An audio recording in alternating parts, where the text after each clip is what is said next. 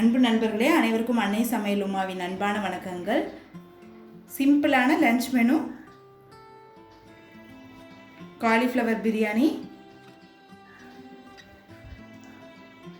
அதுக்கு சூப்பரான side dish பச்சை பட்டாணி மசாலா. வாங்க காலிஃப்ளவர் பிரியாணியும் பச்சை பட்டாணி மசாலாவும் எப்படி செய்கிறதுன்னு பார்க்கலாம்.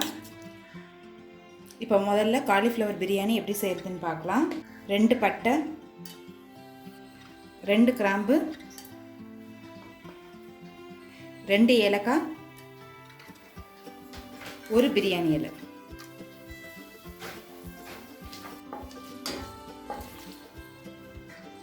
நீளமாக நறுக்குன ஒரு வெங்காயத்தை சேர்த்துக்கலாம்.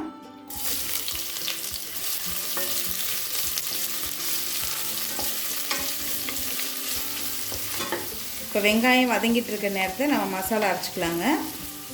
இப்போ வெங்காயம் வதங்கிட்டு இருக்க நேரத்தில் இது எல்லாத்தையும் அரைச்சிக்கலாங்க. 1 டீஸ்பூன் சோம்பு, 2 பச்சை மிளகாய், கொஞ்சம் கொத்தமல்லி, கொஞ்சம் புதினா.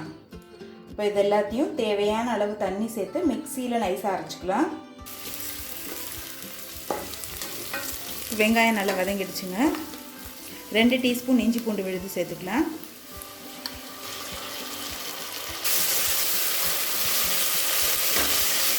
அடுத்தது நம்ம அரைச்சி வச்சுருக்க மசாலாவை இதில் சேர்த்துக்கலாங்க.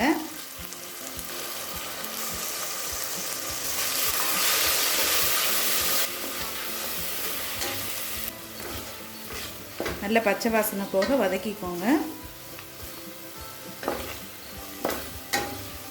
அடுத்தது ஒரு தக்காளி சேர்த்துக்கலாம்.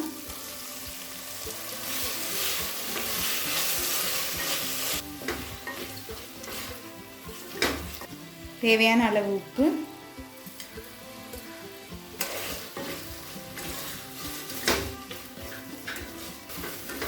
இப்போ தக்காளி நல்லா வதங்கிடுச்சு.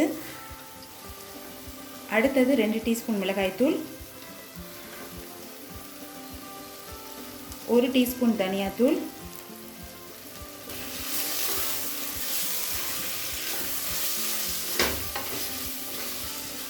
எல்லாத்தையும் சேர்த்துட்டு நல்லா வதக்கிக்கலாங்க. இப்போ மிளகாத்தூள் வாசனை போக 1 நிமிஷம் வரைக்கும் நல்லா வதக்கியாச்சுங்க. அடுத்தது காலிஃப்ளவரை சேர்த்துக்கலாம். காலிஃப்ளவரை ஏற்கனவே நான் சுடு தண்ணியில் 5 நிமிஷம் போட்டு எடுத்து வச்சுட்டேன். இது சேர்த்துட்டு நல்லா வதக்கிக்கலாங்க.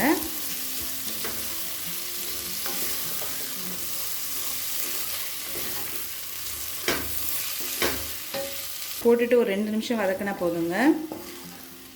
ஏற்கனவே நம்ம சுடு தண்ணியில் போட்டிருக்கோம், அதனால் பாதி வெந்திருக்கு. இப்போ காலிஃப்ளவரை 2 நிமிஷம் வரைக்கும் நல்லா வதக்கியாச்சுங்க. இப்போ 2 கப் தண்ணி சேர்த்துக்கலாம்.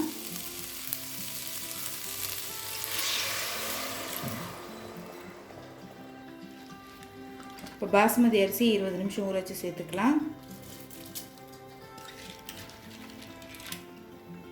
1 கப் பாஸ்மதி அரிசி எடுத்துருக்கேங்க.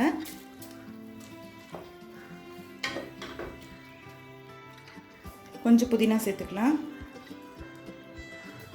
இப்போ மூடி போட்டு குக்கர்லேருந்து 2 விசில் வந்தோன்னே இறக்கி வச்சிடலாம். இப்போ குக்கர்லேருந்து 2 விசில் வந்துடுச்சு.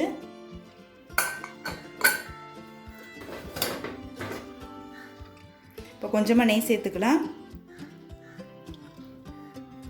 கொஞ்சம் கொத்தமல்லி. இப்போ மெதுவாக கிளறிக்கலாங்க.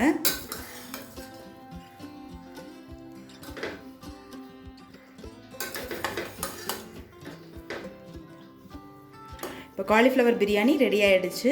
அடுத்து பச்சை பட்டாணி மசாலா எப்படி செய்கிறதுன்னு பார்க்கலாம். இப்போ அடுத்து பச்சை பட்டாணி மசாலா எப்படி செய்கிறதுன்னு பார்க்கலாம். முதல்ல 2 பட்டை, 1 டீஸ்பூன் சோம்பு, 1 டீஸ்பூன் சீரகம், கொஞ்சம் கருவேப்பிலை, பொடியாக நறுக்குன 1 பெரிய வெங்காயத்தை சேர்த்துக்கலாம்.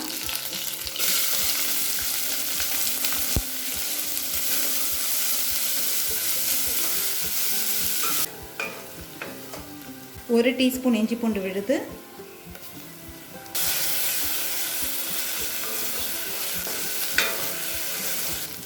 இப்போ வெங்காயம் நல்லா வதங்கிடுச்சுங்க. இப்போ ஒரு தக்காளி சேர்த்துக்கலாம்.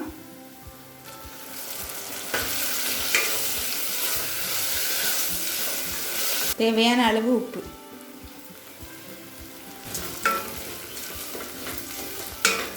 1/4 டீஸ்பூன் மஞ்சள் தூள், 2 டீஸ்பூன் மிளகாய்த்தூள், 1 டீஸ்பூன் தனியாத்தூள், 1/2 டீஸ்பூன் கரம் மசாலா.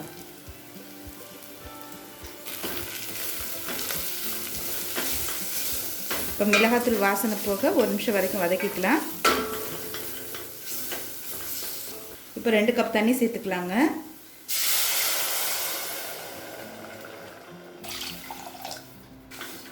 நல்லா மிக்ஸ் பண்ணிக்கலாம்.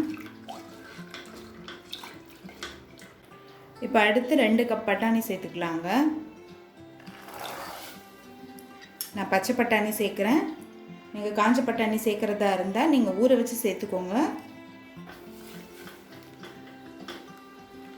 இப்போ மூடி போட்டு பச்சை பட்டாணி வேகிற வரைக்கும் வெயிட் பண்ணலாம்.